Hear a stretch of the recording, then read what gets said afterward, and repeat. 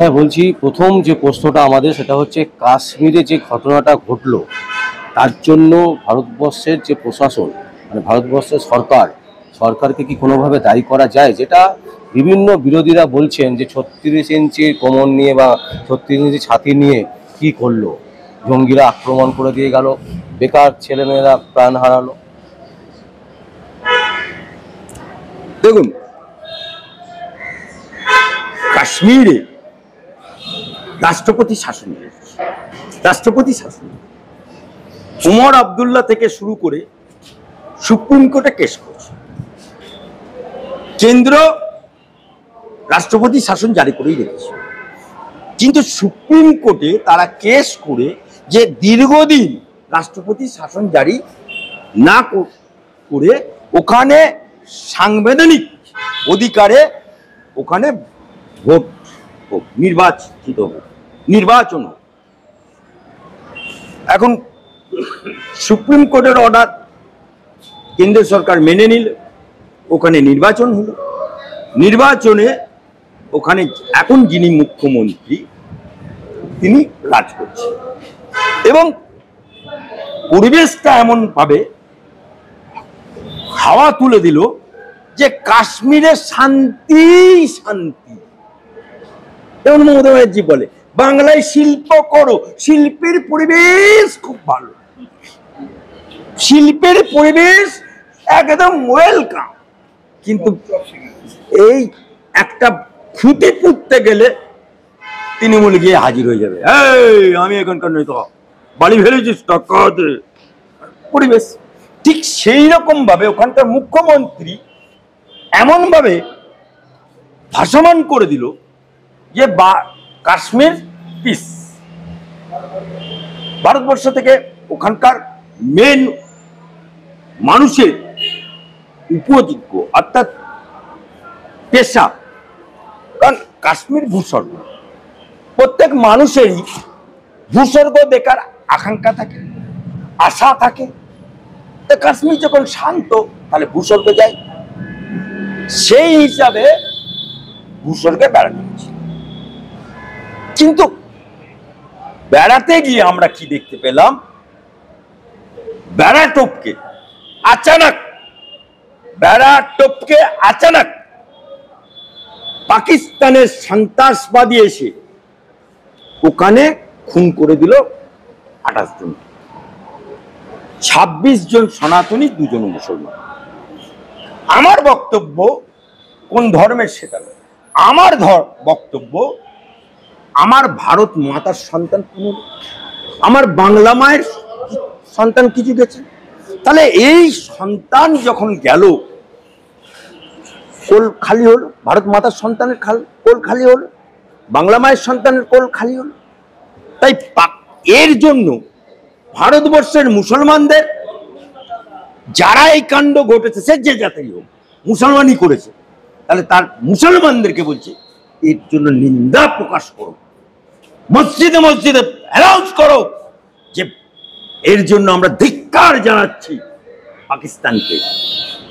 এর জন্য আমরা মসজিদে প্রার্থনা করছি তারা যেন স্বর্গবাসী, আর এর জন্য মানববন্ধন করো।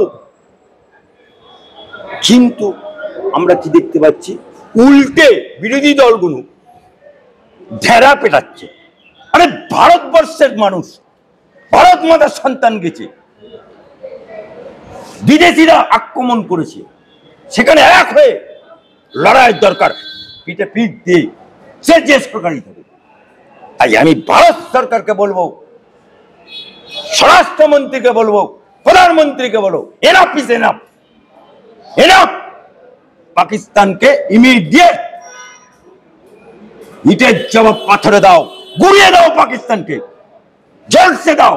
আর যদি পাকিস্তানের কোন বা বাংলাদেশের কোন সন্ত্রাসবাদী আমাদের ভারতের কোনায় লুকিয়ে থাকে, চিরুনি তল্লাশি করে তাকে কোনো বিচার না, একদম সরাসরি এনকাউন্টার। বলছি কলকাতা হাইকোর্টেরই কিছু দেয়ালে আমরা দেখতে পাচ্ছি যে ধিক্কার জানানো হচ্ছে প্রধানমন্ত্রীকে, এবং সেটা একটা আইনজীবী মহলের একটা মানে সংস্থা। তো এই ধরনের মানে যদি বার্তা দেওয়া হয় কলকাতা হাইকোর্টের বুকে থেকে, তাহলে কি বার্তা যাবে সমাজের প্রতি? দেখুন, যারা করেছে কোনো ব্যক্তির নাম নেই, all India lawyers union, high court Calcutta, কিন্তু নাম থাকা দরকার। কমিটির কে কে, কমিটির কে দুজন তিনজন কমিটি বলে চালিয়ে দিল। অর্থাৎ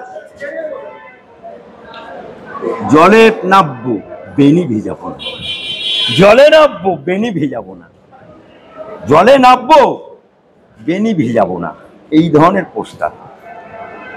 অর্থাৎ যারা করছে তারা ভারতবর্ষের, সে যারাই করুক, আমি মনে করি তারা ভারতবর্ষের কলম, তারা ভারতবর্ষের নির্বীজ, তারা ভারতবর্ষের কুসন্তান। আর যে সংস্থা করেছে তারা ভারতবর্ষকে ভালোবাসতে জানে না। ইতিমধ্যে শোনা যাচ্ছে প্রধানমন্ত্রী নরেন্দ্র মোদী বেশ কড়া পদক্ষেপ নিতে চলেছে পাকিস্তানের বিরুদ্ধে। 48 ঘন্টা সময় বেঁধে দিয়েছে, সেখান থেকে যত হিন্দুরা আছে মানে ভারতীয়রা আছে তাদেরকে ফিরে আসতে বলা হয়েছে, এবং কোনো রকম পাসপোর্ট ইস্যু করা হবে না, মানে এখান থেকে কেউ যেতে পারবে না, এরকম একটা বার্তা দেওয়ার চেষ্টা করছে প্রধানমন্ত্রী। কি মনে করছেন এটা, এই বার্তাতে কি ভালো কিছু? আমি ভারতবর্ষের প্রধানমন্ত্রী যে সিদ্ধান্ত নিয়েছে, এই সিদ্ধান্তকে শুধু স্বাগতম জানাচ্ছি না, সাথে সাথে আরো বলছি, ভারতবর্ষের বুকে কোনো যদি সন্ত্রাসবাদী লুকিয়ে থাকে, বাংলা থেকে শুরু করে কাশ্মীর পর্যন্ত, কন্যাকুমারী থেকে কাশ্মীর পর্যন্ত চিরুনি তল্লাশি করে তাকে এনকাউন্টার করা হোক। নো বিচার, নো কিছু, সরাসরি এনকাউন্টার। কিন্তু আপনি এরকম আইনজীবী হয়ে বলছেন আমাদের গণতন্ত্র রাষ্ট্রে তো নো নো, মারের বদলা মার, এটাই এখন যুগ হয়ে গেছে। ওই জেলে পচিয়ে, আমার যখন সংসদ ভবন আক্রমণ করেছিল তার জন্য বিচারককে রাত 12টায় কোর্ট খুলে বিচার করতে হয়েছে, সেদিন চলে গেছে। তারা মারবে বেড়া ডিঙিয়ে, আর আমাদের লোকেরা হাতে চুরি পড়ে আছে নাকি ভারতবর্ষ? হ্যাঁ, হাতে চুরি পড়ে আছে ভারতবর্ষ। ভারতবর্ষের প্রধানমন্ত্রী যারা বলছে যে ভারতবর্ষে এই দিনে দুর্দিনে 28টা মায়ের প্রাণ যখন চলে গেল, তার জন্য তির্যক মন্তব্য করছে। তারা ভারত মায়ের সন্তান না, তারা ভারত মায়ের কুলাঙ্গার সন্তান।